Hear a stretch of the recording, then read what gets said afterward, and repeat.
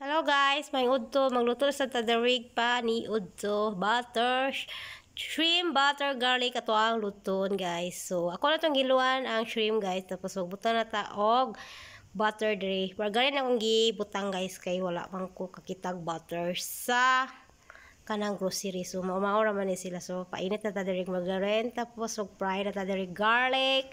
Fry sa garlic, kutob ma-brown ang garlic, tapos butangan ako gamay og tomato paste.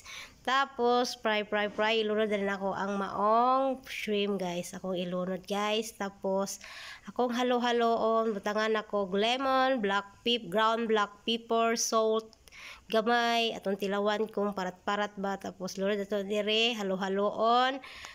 Halo na to pag-ayo para ma-mix ang maong mga ingredients nga gihalo na to diri. Tapos pag mahalo na pag-ayo, ato na tong ilunod ang maong Sprite guys. Tapos pakuluan sa Sprite, takluban og pila ka minuto guys. Tapos check na to kung naluto na. Ayun na guys, ready to eat ang atong butter shrimp garlic nga recipe guys ha.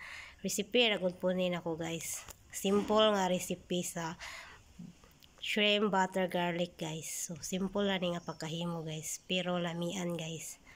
Okay, sakto man ang timpla guys. Ready na guys, maniud to na ta guys. Tapos mangitatag saging nga hinog pang himagas guys.